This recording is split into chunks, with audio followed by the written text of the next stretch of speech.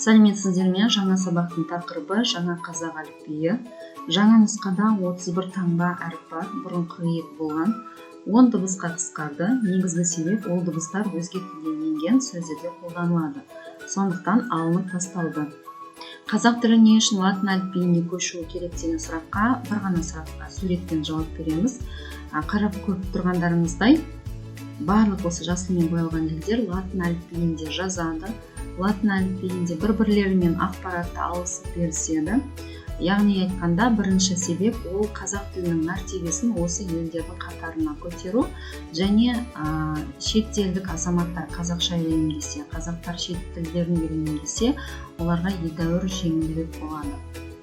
Және ел арасында керағар бір пікір қалыптасқан, қазақша емес латынша сөйлейміз деген, ешкім латынша сөйлеп кетпейді, барлығы қазақша сөйлей береді, тек қана біздің жазуымыз ғана өзгереді. Осы нәрсеге назар аударсақ деймін. Ә деген дыбысымыз енді осылай жазылатын болады. Уақыт өте келе көзіміз бұл әріпке де үйренеді. А деп жаза алмаймыз, себебі А ол өзінше бөлек әріп. Сол себепті төбесіне 2 нұқта қою арқылы ажырататын боламыз. Мәселен, әлем деген сөзіміз осылай жазылатын болады. Әсет деген сөзді осылай оқитын боламыз. Әже деген сөз және әкел деген сөз назар аударыңыз. Қазақ тілінде жуан және жіңішке дауыстылар бар. Осы тәртіпті сақтап қалуымыз керек латын әліпбиіне көшкен кезде. Себебі бұл методикалық тұрғыдан ауадай қажет. Егер бұл тәртіп бұзылса, артық қыламын деп тыртық қылдың оқиғасы орын алады. Сол себептен мен осы видеомды түсіріп, өз ұсыныстарыммен бөлісетін боламын. Жалпы бұл таңбалар ағылшын тілінен басқа латын әліпбиін қолданып жүрген өлкелерден алынған. Сол себепті біз өзімізге ең тиімді әліпби жасау керекпіз. Егер де осы видеомды пайдалы деп тапсаңыз, онда достарыңызбен бөлісіп, пікірлеріңізді жазып, ұнайды батырмасын басып, көптің көруіне себепкер болыңыз. Ғ дыбысы енді осылай жазылатын болады. Ғ дыбысына ұқсас және түрік тілінде де осылай. Түрік тіліне ұқсап кетуден қорықпауымыз керек.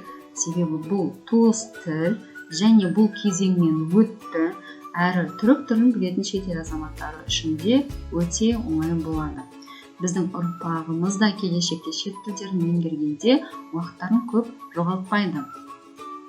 Ғарыш деген сөзіміз осылай оқылады, жазылады, бірақтан да Y-ті қысқа И деп қалдыру керек едік. Себебі барлық жаңағы жасылмен боялған жүздердің барлығы мынаны ғариш деп оқып қояды. Ғилим деп оқып қояды. Ғасир, осынан сақ болуым керек, осынан қашуым керек. Себебі ол адамдардың барлығын қазақ тілін насихаттап үйреткен кезде қайтадан үйретпей, олардың да біздің де жұмысты жеңілдету керекпіз. Тағам деген сөз осылай оқылады және жазылады. Х әрпі қазақ тілінде 2 болған, жуан және жіңішке. Жаңа әліпбиде 1 ғана болады. Оның себебі жуан Х санаулы ғана сөздерде кездеседі.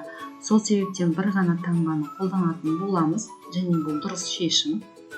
Қахат, қахарлы, жиһаз сөздері осылай жазылады. Хат, хаттама дегенде де жуан жіңішке екендігі білінбейді. Яғни айтқанда бір Х-ны айтамыз.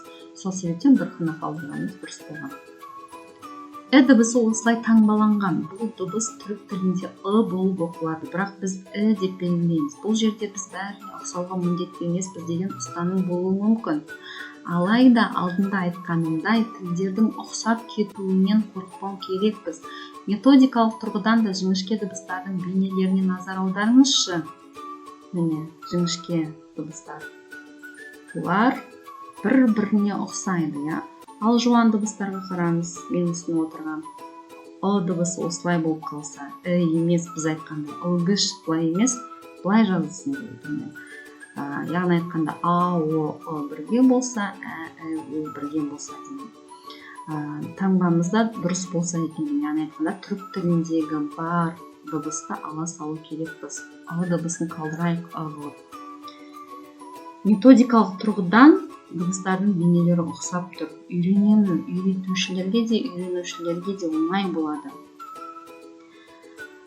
Жалпы айтқанда, негізінде біздің мектеп оқушылары да жазба жұмыстарында қатты қиналады. Оның себебі біздің дыбыстардың жаңағы жуан, жіңішке, А, Ә, немесе ө дегенде өні танымайды көп оқушылар. Оларға былай деп түсіндіріп айтсақ, мысалға а тұрған жерде ешқашан ө жазылмайды десең, оны жазады ол бала. Я болмаса ә тұрған жерде ешқашан жазылмайды десең, ол ні жазады. Методикалық тұрғыдан осы нәрсе ауадай қажет, және бұны біз сақтап қалу керекпіз. Мақсат қиындату емес, жеңілдету болу керек. Тілдерді ажырату емес, жақындату болса, нұрыс тиімді болады. Ілгіш, ірімшік, ізгілік. Бұл ұсынылып отырған жаңағы әліпбидің жазылуы. Іскерлік. Және біз мына нәрсені де жақсы түсіну керекпіз. Біз қазір уақытша бір кезеңнен өтіп жатырмыз. Соңғы нұсқасына дейін әлі түзетулер де, өзгертулер де мүмкін, әбден мүмкін. Егер де мынау екі ноқта бізге ұнамайды, оны қоя алмаймыз десе, мінекей былай да белгілесек болады. Қисық таяқшамен үйретеміз онда. Яғни айтқанда ға ұқсас болу керек та біздің дыбысымыз. Сол кезде жаңағы үйренуіміз де оңай болады, үйретуіміз де оңай болады. Айтып жеткізген келетін нәрсе осы. Кеттік ары қарай. Дыбысы осындай таңбамен берілген. Бұл жерде менің мақсатым біткен іске сын табу емес, әліпбидің өмірде қолайлығына назар аударту. Мысалы, мен 5 тіл білетін шетел азаматына қазақ тіл үйреткен болатын.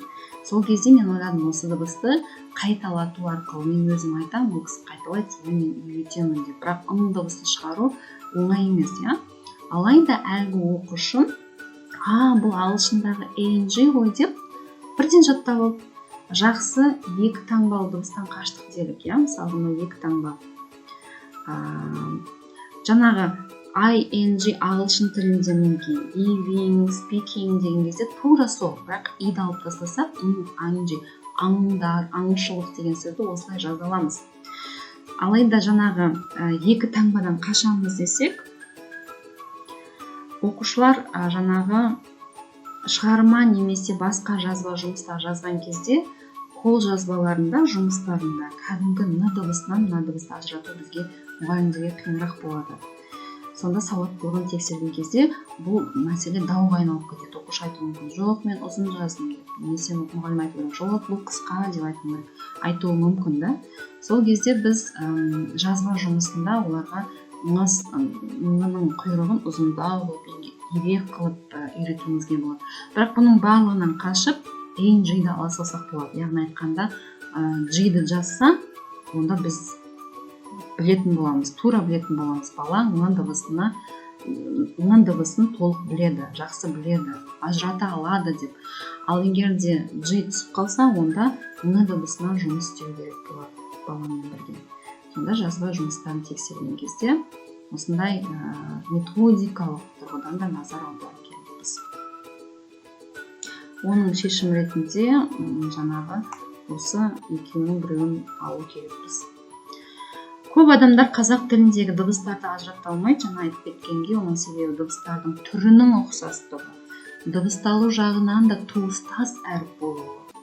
Ал егер мектеп жасындағы оқушыларға үйренемін деуші ересектерге қазақ тілінің ең қарапайым, бірақ өміршең заңдылығын айтсақ, мысалы, егер бастапқы буындарда дауысты жуан дыбыс тұрса, онда кейінгі буындарда дауысты жуан дыбыс тұрады.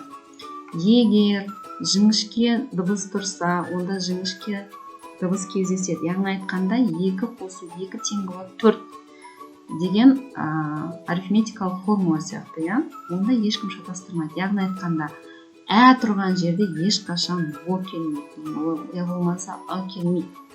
Ол бір 2 сөзден жасалған сөздерде болуы мүмкін, ол басқа тақырып, күрделі сөздерде, Ал бұлай қазақ тілінің сөздерінде, табиғатында, дыбысында барлық жерінде логикалы, грамматикасы тура бір арифметика сияқты.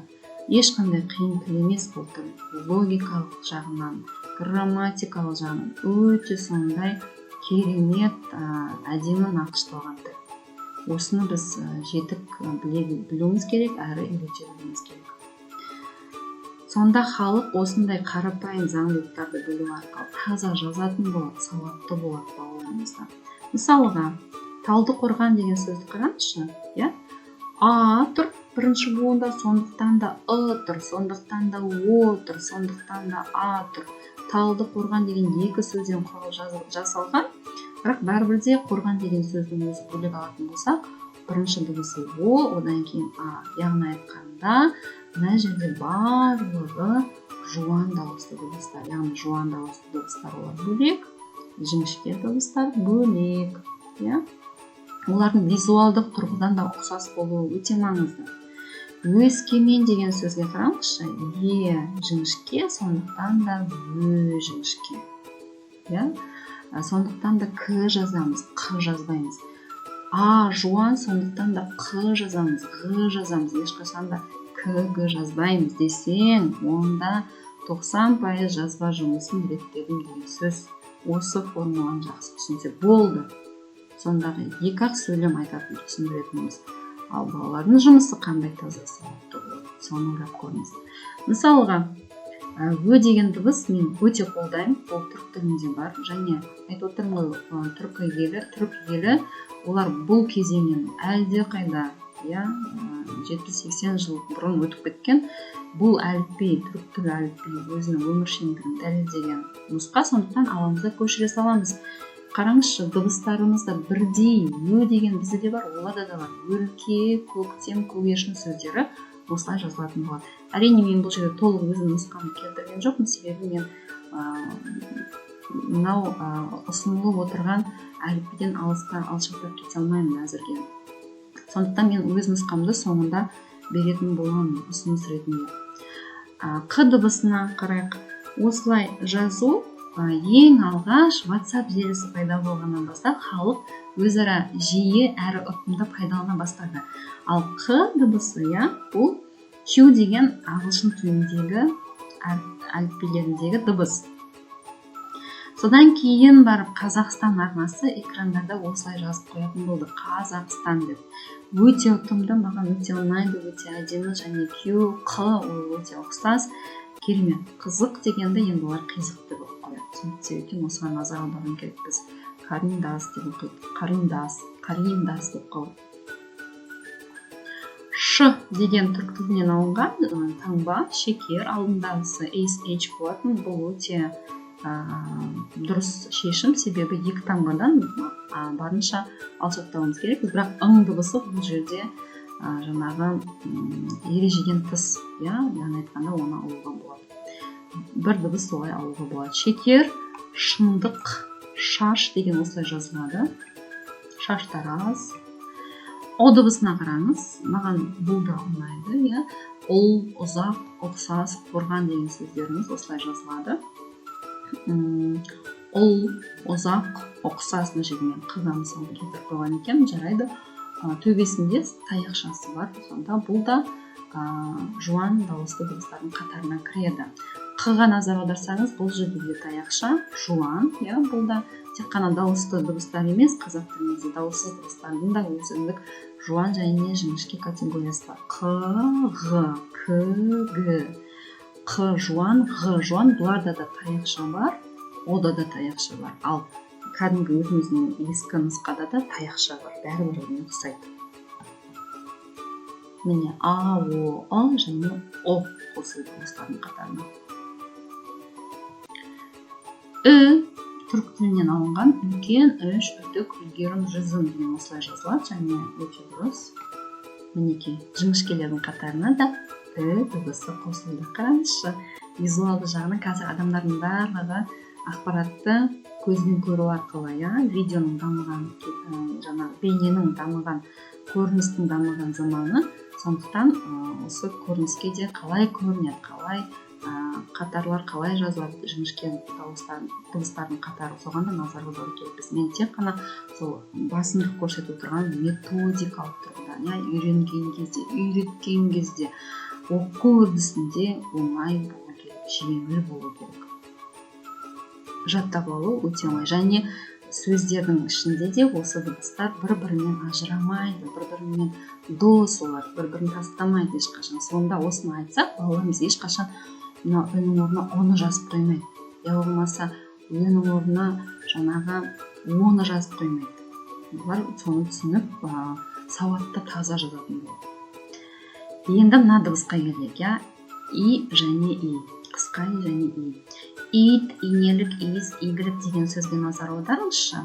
Бұл жердегі сөздердің барлығы жіңішке. Демек, бұл жерден келетін тұжырымдама. Біз үнемі осы и дыбысы туралы ұмытып кете береміз. Барлық кітаптарда да осы жазылмайды. Негізінде ол жіңішке. Жіңішке дауысты дыбыстың қызметін атқарып тұр. Демек, бұны біз жіңішке дауыстардың қатарына жатқызамыз. Ал мынау төбесіндегі таяқшамен қысқа иіңіз, ол бұл жерде дауыссыз, ойлау, айғыр, күйзеліс, қайшы, әйел деген сөздерде дауыссыз дыбыстардың қызметін атқарып тұр. Ал жаңа нұсқада екеуін бір әріп қылып белгілеп қойған, негізінде ажырату керек екеуін. Бұлай белгілеп қойған, ал мынаны мысалға менің нұсқам, менің ұсынысым жаңағы екеуін бір әріп емес, екеуін екі ажыратып, иді бұлай белгілеп, ағылшын тіліндегі үйреншікті, ал жаңағы дауыссызымызды Y арқылы белгілесек, онда дұрыс болады. Енді нақты ұсыныстарыма келетін болсақ, аңда деген сөз былай жазылады, қазіргі әліпбимен ыдыс деген былай жазылады, ірімшік деген былай жазылады, айдос деген былай жазылады, ит деген былай жазылады. Менің ұсынысым бойынша ның орнына былай жазсақ болады, аңдар деп, Y арқылы емес, ыдыс деп былай жазсақ болады, ірімшік деген сөзді былай емес, былай жазсақ болады, себебі мен бір-бірлеріне ұқсау керек, ал мынаны жаңағы Y-ті қысқа и қылып ауыстыру керек біз, айдос деп. Яғни айтқанда, мынау и-ді мынау и деп алу керек біз. Ал қазіргі нұсқада былай беріп қойғанда. Ал оны біз бөлек дауыс, жіңішке дауысты дыбыс ретінде и, инелік деген сөздерде беру керекпіз. Және оның жіңішке дыбыстарын қатарына қосу керекпіз деп ойлаймын. Мынау болса, айтайын дегенім бұл жерде ш және қ. Ш мысалға түрік тілінен алғанбыз, қ-ны ағылшын тілінен алғанбыз. Бұл деген сөз, яғни біздің ең бірінші бағытымыз қарайтын бұл жерде ағылшын тілі, себебі ол әлемдік деңгейдегі тіл. Ал ш ол бізге жақын тіл, туыс тіл, сондықтан түрік тіліне де қараймыз, екі тілге де қараймыз. Енді қысқаша мәтін жазып қойдым осында. Өзіңіз қалауынша оқып, осы жерде тіліңізді жаттықтырып, көзіңізді жаттықтырсаңыз болады. Бұл жерде менің нұсқам, менің жаңағы беріп отырған нұсқам арқылы жазылған болатын. Және мынау егерде екі ноқталы ұнамайды десеңіз, онда былай жазсақ та болады. Бірақ та методикалық айта кететін тағы да жайт, үйрету жағынан осы таңба бізге ыңғайлы болады. Ал мынау қазіргі ұсынылып отырған нұсқасы, сондықтан да екеуінің айырмашылығын қарап, көзіме қайсысы ұнайды, оқығаныма қайсысы ұнайды деп өзіңізді салыстырып, осы видеоның астына жұмысыңызбен бөлісіп, ойыңызбен бөлісіп, пікір жаза кетсеңіз, және достарыңызбен бөлісіп ұмытпаңыз осы видеоны. Пікір жаза кетсеңіз, мен міндетті түрде оқып жауап беретін боламын.